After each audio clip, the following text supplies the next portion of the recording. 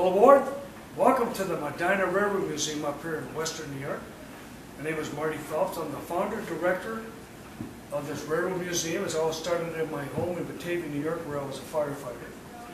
And it started with an HO scale layout, and everybody used to come over to my house to see my train collection and start giving me model trains, uniforms, watches, keys, layers, wind-up, tinplate, cast iron. It's all here.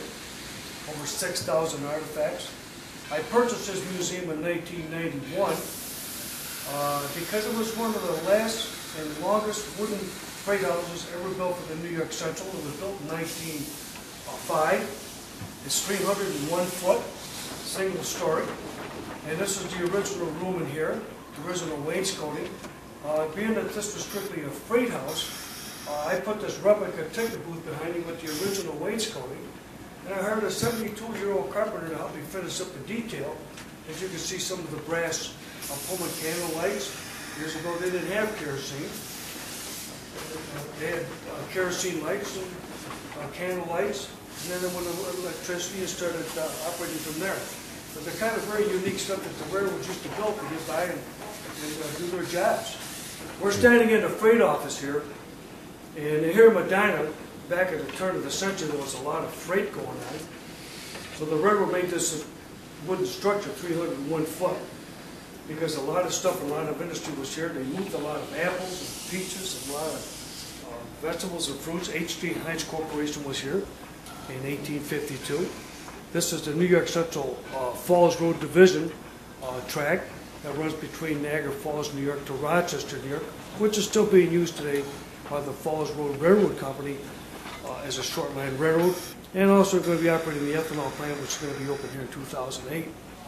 When I was involved with model trains, when I was a kid, that was a traditional thing for kids to play with model trains, America Flyer, and around the Christmas tree and that. And then it got to be pretty big for me. I had America Flyer Lino, and after putting 3 years in the Army, I wanted to buy a house and become a firefighter. I like to have something to do. I wanted to build a full detail scale HO layout, what I did. It gave me the idea about building this stuff, and everybody started giving me all their toys, model trains, and wind-up. And this is the main exhibit room, which is 238 feet long, 34 foot wide. The HO scale layout is 204 feet by 14 foot wide, and we pull up to scale trains up to 100 freight cars per train. We tested it with 140 freight cars, and they stay on the track pretty good. Radius of the tracks are 48-inch radius, and we can pull long trains, and you'll see as we're going through it's about the hump here that we got set up here. Tail. He does not like plastic. He's into the wooden models. And this was around the 1830s. We got the scale model of the DeWitt Clinton. As you notice, there's the log train just passing by us. Back to the logging industry. And to the left here, as you can see, that little gleam in that little fellow's face over here. This is in the old days. I've got President Abraham Lincoln over here talking to the people. As you can see, we're getting into the Civil War era. This is scratch built by one of our master model makers, Richard Sengus from Victor, New York. 17 different showcases. They're all 12 foot wide, 16 inches deep. And we separated all the collections. Now this is the master model maker, David Armitage from Batavia, New York. He's been building models, started with model cars, when he was 12 years old. This is some 50-year collection of models that he has put together. Some of the stuff is on loan. Many of the things here are donated and permanently displayed here. And we are a state certified museum. So everything in here in this building is protected forever. And a lot of people like to bring memorabilia from their father that worked on the railroad, or if they were firefighters, we recognize them by putting their names on an item donated by that individual. We've got a great selection of the Kruger brother trains. These are all scratch-built models in Batavia, New York, by Carl and Glenn Kruger, their father and son. And they do a tremendous job. In this lower portion of the shelf here, you can see the Downey Circus from Medina, New York. He was the first gentleman to motorize his circus wagons.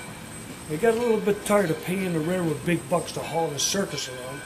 So he went and bought his own trucks and put his own circus wagons in them, right here in Batavia. Got a tremendous collection of fire antiques.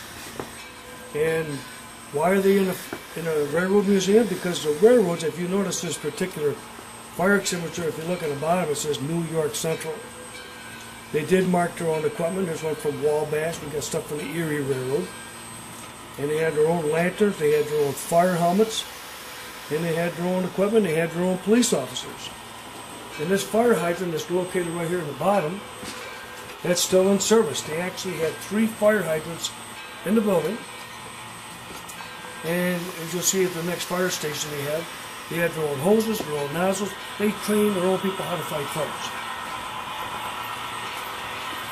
This is a mixture of A.C. Gilbert toys, Tootsie toys, things from Cracker Jack boxes, old toys. We got things for the girls. March trains. We got some stuff from German toys. A little bit of Japanese china because the kids' little tea sets. And the glass toys. I mean, these were pretty popular in the 30s and the 40s. You can see some of the glass lanterns up here on top. They're quite a unique thing. They fill them with candy. You take the top off, eat the candy, and collect the toys. Many kids back in the 40s and 50s used to eat the candy out of these things. And then they throw it in a pile and break it. You don't do that today. Kind of unique toys back in the 30s and 40s. This is the collection from Max Stell. Was one of our members of the Genesee Society of Model Engineer Club in Batavia, New York. We lost him quite a few years ago, and his collection is right here. As you see, as we recognize his name is Stell Junction. He was quite a gentleman. He's another gentleman that felt that it'd be a good idea to put this stuff on exhibit so other people could enjoy it. In the future, our museum will be putting up a massive old 27 Lionel setup and also a American Flyer S-Gauge setup, so there'll be 2 different rooms for that.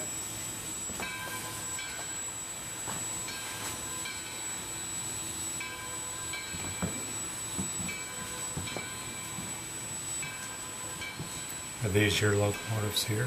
Yeah, those are F3s, F7s for the New York Central freight that we use on freight. They also come up with the traditional lightning stripe 2-tone grays. And he painted them black. This is the famous black diamond used by the Lehigh Valley Railroad. From Buffalo, New York to Surrey, Pennsylvania. We're right into Stratton. Also the Lackawanna Railroad, known as the Phoebe Snow. I got various cast iron signals and railroad signs. Many of these come from the Pennsylvania Railroad. A lot of the stuff was used here in Western New York. A lot of collection of the Lynn Hines collection of Batavia. A little bit about the BR&P Railroad. They built in 1853. The Railroad Express Rail Train.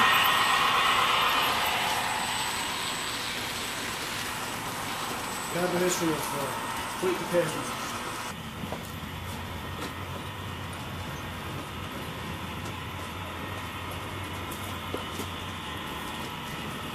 Famous story about the Edmund Fitzgerald. This model here is roughly some 22 feet long, and the Edmund Fitzgerald ship was built by Bill Hendrickson, all scratch built from blueprints.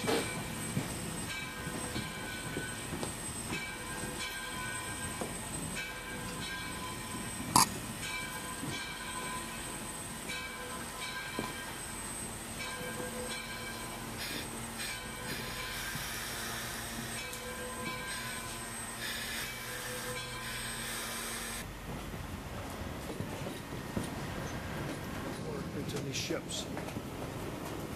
This steel plant is now under construction. We should have this done by April of 2008. Several thousand pieces of railroad memorabilia which has been donated to the museum of different railroads from all over the country.